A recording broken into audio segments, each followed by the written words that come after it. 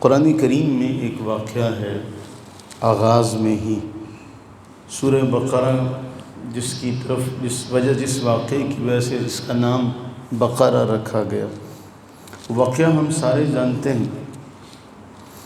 کچھ ایسا معاملہ ہوا کہ بنی اسرائیل کو حکم ہوا کہ گائے ذبح کرو۔ قتل کا معاملہ اور اس کی تفتیش کے لیے، چھان بین کے لیے اللہ تعالیٰ جل وعلا کی طرف سے حکم دیا گیا، گائے ذبح کرو۔ اب اس پر سوال ہوتا ہے۔ پہلا سوال ہوا ماہیہ، وہ کیسی ہو، ما لونہا، اس کا رنگ کیسا ہو، پھر کہا ماہیہ، وہ کیسی ہو۔ اب ہم اگر بظاہر دیکھیں تو سوال کرنے والے کا مقصد محسوس یہ ہوتا ہے کہ وہ عمل کرنا چاہتا ہے لیکن اسے سمجھ نہیں آ رہی، لیکن در پردہ ان کا معاملہ کچھ اور تھا۔ وہ یہ چاہتے تھے کہ کسی طرح سے ہم سے ہماری جان چھوٹ جائے، ہمیں یہ کام نہ کرنا پڑے۔ اللہ تعالیٰ جل وعلا تو حقیقت حال کو جانتا ہے کہ ان کے سوال کرنے کا مطلب اور مقصد کیا ہے، اگرچہ بظاہر لوگوں کو یہ لگ رہا ہے کہ جی بار بار سوال کرنے آ رہے ہیں تو اس کا مطلب یہ ہے کہ جاننا چاہتے ہیں۔ جیسے سورہ منافقون کے آغاز میں کہا گیا، اے حبیب سرور عالم صلی اللہ علیہ وسلم، آپ کے پاس منافق آئیں اور وہ کہیں نشہد، ہم گواہی دیتے ہیں کہ آپ اللہ کے رسول ہیں۔ منافق آ کے یہ کہیں کہ ہم گواہی دیتے ہیں کہ آپ اللہ کے رسول ہیں۔ اللہ تعالیٰ فرما رہا ہے محبوب، اللہ گواہی دیتا ہے کہ آپ اللہ کے رسول ہیں، لیکن اللہ گواہی یہ دیتا ہے کہ یہ جھوٹے ہیں۔ اللہ کو پتہ ہے کہ آپ اللہ کے رسول ہیں، لیکن اللہ گواہی دیتا ہے کہ یہ جھوٹے ہیں۔ اب اللہ تعالیٰ کو حقیقت حال کا پتہ ہے، اس لیے اللہ تعالیٰ نے ایک ضابطہ دیا کہ جہاں تمہیں سمجھ نہ آئے وہاں تو تم سوال کرو، لیکن جہاں تمہیں پتہ چل چکا ہے، تمہاری سمجھ میں آ چکا ہے، وہاں سوال کرنے کا کوئی مقصد اور معنی نہیں ہے۔ یعنی بلا وجہ سوال کرنے کو شریعت مطہرہ نے پسند نہیں کیا کہ آپ کو ایک کام کہا گیا، آپ اس پہ کام کریں۔ مثلا آپ بیٹے سے کہتے ہیں کہ پانی لے کر آؤ، تو وہ یہ کہے کہ ابا شیشے کے گلاس میں لاؤں کہ اسٹیل کے گلاس میں لاؤں، بڑے گلاس میں لاؤں کہ چھوٹے گلاس میں لاؤں۔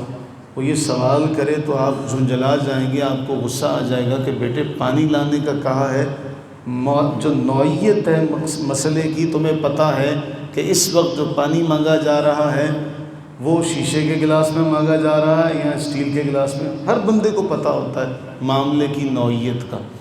وہاں جب بار بار سوال کیا جاتا ہے اور وہ سوال کرنے کا مقصد پتہ ہے تو اس سوال کرنے کے مقصد کو جان کر کہا گیا کہ بلا وجہ کے سوال جو ہے اس کو پسند۔ اب جو حدیث ہے وہ کیا ہے اس کو سمجھیے گا۔ 7790 مسند احمد بن حنبل کی حدیث نمبر ہے۔ امام محمد بن سیرین یہ خواب کی تعبیر کے بہت بڑے امام گزرے، امام الرؤیا۔ امام ابن سیرین کا بہت نام ہے، امام محمد بن سیرین۔ امام محمد بن سیرین کہتے ہیں کہ کنت عند ابی ہریرہ، میں حضرت سیدنا ابو ہریرہ رضی اللہ تعالیٰ عنہ کے پاس بیٹھا ہوا تھا۔ فسألہ رجل عن شیء لم ادری ما ہوا، کوئی سوال کرنے والے نے سوال کیا، آپ نے فرمایا میں نہیں جانتا اس کا۔ دوسرے بندے نے سوال کیا، آپ نے فرمایا میں نہیں جانتا۔ تیسرے شخص نے بھی وہی سوال کیا۔ اب حضرت ابو ہریرہ کہتے اللہ اکبر، سأل عنہا اثنان وہذا الثالث، دو بندوں نے یہ سوال مجھ سے کر لیا، یہ تیسرا ہے، یہی سوال کر رہا ہے جو اس سے پہلے دو نے کیے۔ سمعت رسول اللہ صلی اللہ علیہ وسلم یقول، میں نے رسول اللہ صلی اللہ علیہ وسلم کو یہ فرماتے ہوئے سنا، لا یزال الناس یسألون عن العلم، لوگ سوال کرتے رہیں گے بلا وجہ، شکوک و شبہات ڈالنے کے لیے، جاننے کے لیے نہیں۔ کس لیے؟ شکوک و شبہات ڈالنے کے لیے۔ ایک سوال کریں گے، دوسرا سوال کریں گے، گویا دیکھنے والوں کو محسوس ہو کہ یہ جاننا چاہتے ہیں، لیکن حقیقت میں وہ جاننا نہیں چاہتے بلکہ لوگوں کو شکوک و شبہات میں ڈالنا چاہتے ہیں۔ فرمایا یہ عادت اچھی نہیں ہے، اس لیے کہ کرتے کرتے کرتے کرتے ایک وقت ایسا آئے گا حتیٰ یقولوا اللہ خلق الخلق فمن خلق، لوگ یہ کہیں گے یہ تو اللہ، مخلوق کو تو اللہ نے پیدا کیا، اللہ کو کس نے پیدا کیا؟ کہتے ہیں نہیں، جو بات سمجھ میں آ جائے، سمعنا و اطعنا، ہم نے سنا، ہم نے اطاعت کی۔ یہ طریقہ ہے مسلم امہ کا، فرما برداروں کا طریقہ کیا ہے؟ وہ کہتے ہیں باری تعالیٰ ہم نے سنا، ہم نے اطاعت کی۔ جو دوسرے ہیں ان کا طریقہ ہے سمعنا و عصینا، ہم نے سن تو لیا لیکن ہم مانیں گے نہیں۔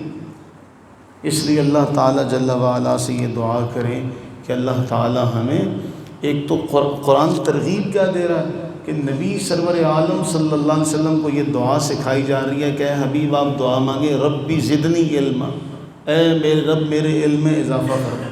تو ایسا اضافہ جس سے مقصد لوگوں کی بھلائی ہو، نہ کہ لوگوں کو شکوک و شبہات میں ڈالنا۔ اس لیے منع کیا گیا لا تسألوا عن اشیاء، ایسی چیزوں کے بارے میں سوال نہ کرو کہ اگر ظاہر کر دی جائیں تو تمہیں ناگوار گزرے۔ اس لیے جو کہا جائے اس کو کرنے کی کوشش کی جائے، اگر وہ نہ سمجھ میں آئے پھر تو سوال کیا جائے، لیکن اگر سوال کا مقصد دوسرے لوگوں کو بھی شکوک و شبہات میں ڈالنا ہے تو پھر اللہ تعالی ہمیں ایسے سوال سے محفوظ و مامون فرمائے، کیونکہ یہ روش، یہ طریقہ جو ہے پھر انسان کو اس طرف لے جائے گا جو انسان کے زوال کا ذریعہ۔ اللہ تعالی ہم سب کو اپنی رحمت کا صدقہ اپنے حفظ و امان میں رکھے، آمین ثم آمین۔